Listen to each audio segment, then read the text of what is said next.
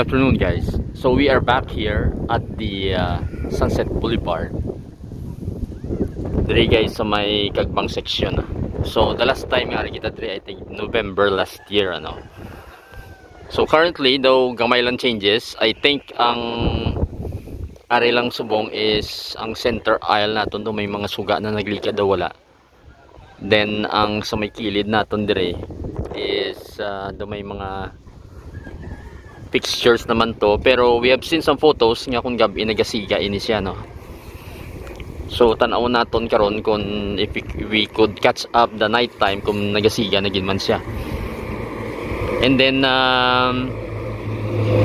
the last time we were here, we did the drone shot sa subong kay kusog ng hangin, so hindi kita ka drone shot. We will try to find out sa other end sini nga section kay sa punta to nagligad daw gina-build pa lang daw mini bridge nga maga-connect dito sa may Sook section sang aton nga Sunset Boulevard. So tan-aw naton karon dito sa punta kung may kung natapos na nila ang mini bridge nga to, kay last time daw nakita natin sa drone shot gina-obra pa lang siya, no. Daw may ginobra silang mini bridge, so daw ginawa kot-kot pa lang nila, as well as may ara sila nga do mga gagmay nga piles, no, para sa support sang ina nga mini bridge kay makonect ni sa aton nga Sook section. So kung makahulat-hulat kita siguro base after an hour, kay roughly it's around 5 PM naman, kung magdulom-dulom kung tanaw naton kung nagasiga na gid man ini mga suga di even sa center aisle sang aton nga Sunset Boulevard. As you can see, the one is siya ka lanes, ano, both sides, so 2 lanes piya ka mo man. And then sa tunga, I'm not sure, pero gimbutangan nila sing duta dire base wala ta kabalo tamnan ini sang mga any plants nga sa center island siya, no, base gagmay nga mga bushes or mga palm trees wala ta kabalo, pero basta may duta siya, no. So most likely tamnan ini nila. As well ang sa kilid dire nakita naton may mga duta mas laging pamutang,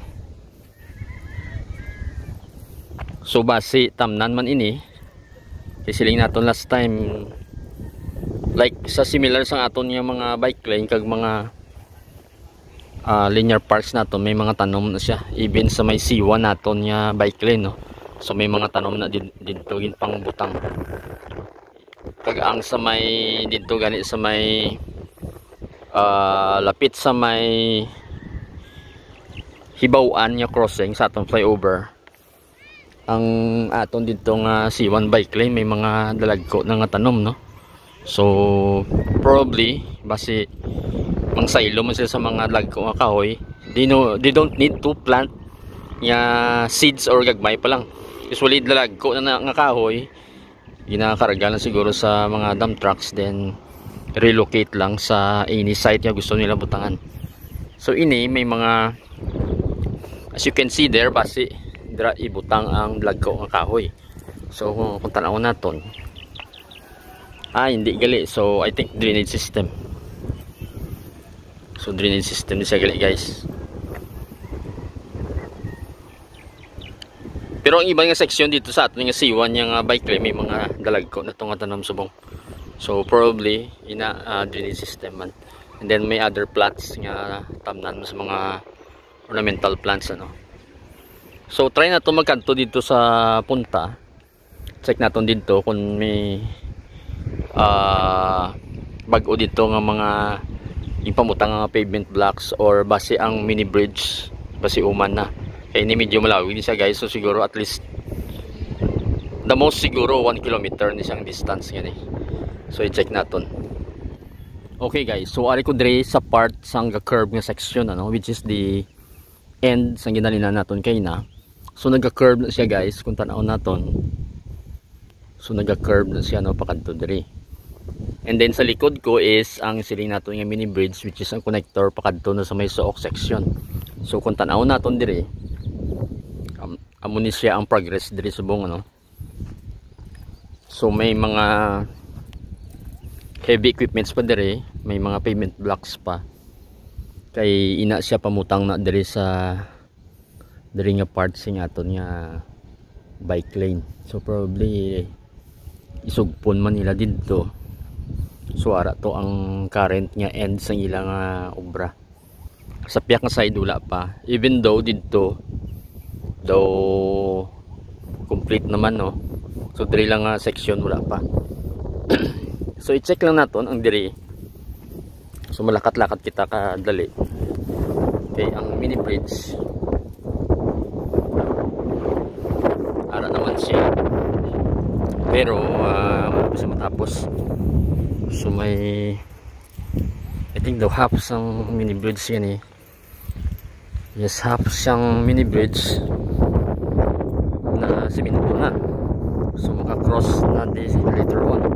So may gamay lang approach nga pag-aupan. The other half wala pa, no. Pero may mga formas na kag may mga kabilyada. So makita natin guys. So we'll try to go closer.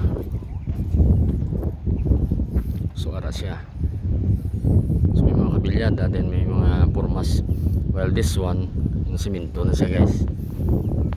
Try natin mag-agi sa side. Kung makaagi kita, then makita natin na ang sugpon sa other side, which is the sook section sa aton niya Sunset Boulevard.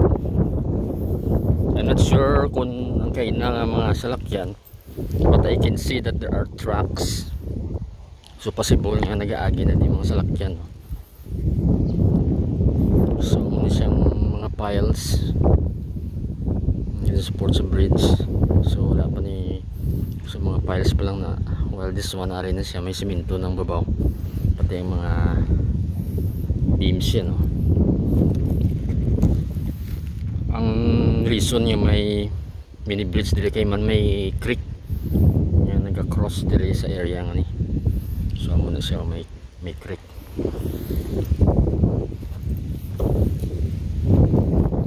So tanawon naton kung ano diri ang sa piyak side kadto na ini sa suok section.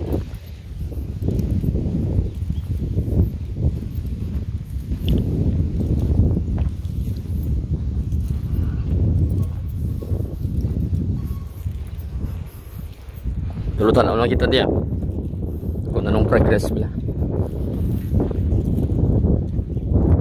So hasta na lang dire I think ang mga lights no sa ining section. Sa dire guys makita na naton actually ang Mega World. Try naton zoom kung visible sa aton screen.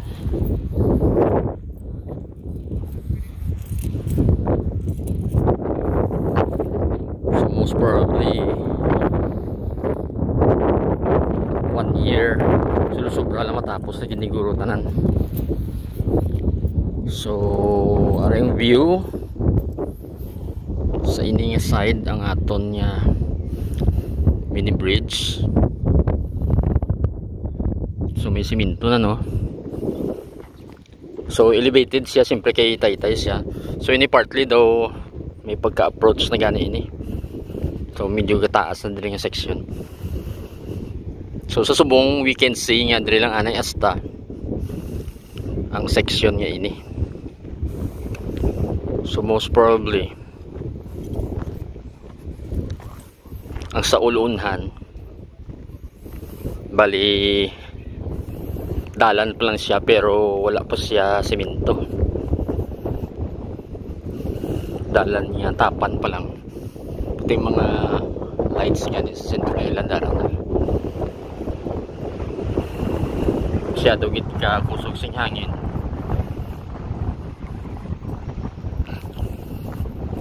Maybe sa sunod ni update we will try sa may suok section naman.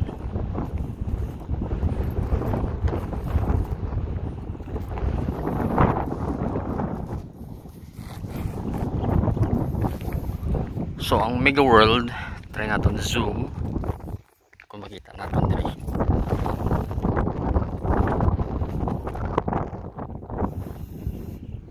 I can see, I think it's could be Richmond or try natin.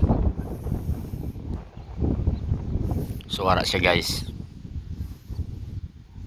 So ina Mega World na guys. So roughly kung estimate lang nato ang distance from here, siguro mga 2 kilometers, 2 to 3 kilometers alin sa, well, I think this is already Suok section na gani eh. So tanaw natin sa map, pero muna na siya. Kaya ang total sini is just around 5 or 6 kilometers, no, ang bilog nga Sunset Boulevard project naton halin sa Tabukan section, Suok section to Kagbang section. Ang tatlo nga sections nga na roughly mga 5 or 6 kilometers na siya.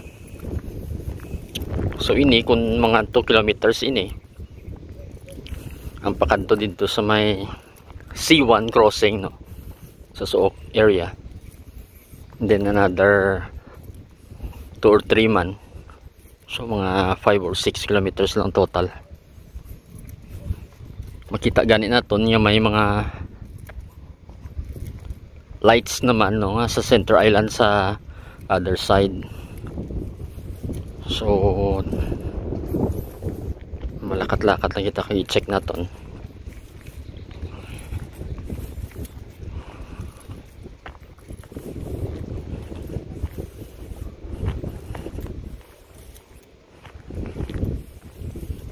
So makita na gid diri mga buildings ang Mega World. Let's try to zoom in again. So ara siya guys. So kita na gid niya ang mga commercial buildings, pating Injap, I think Injap Tower gani na sa tunga ang makita naton diri. So within line of sight yun ang Injap Tower from here. Kaga ang I think that is Strata.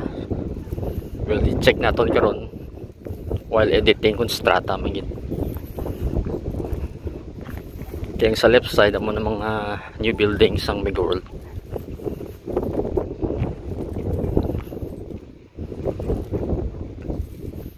So dili na kita anay Asta.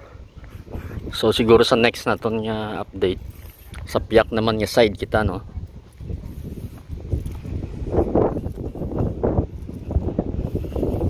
It seems nga daw pwede kaagi diri ang kita ko nag-agi ang bisikleta, pero ang motor do hindi pa siguro kaagi diri kag mga salakyan. So dili lang kita anay guys. Amo na ning itsura niya. Till the next update. Thank you for watching.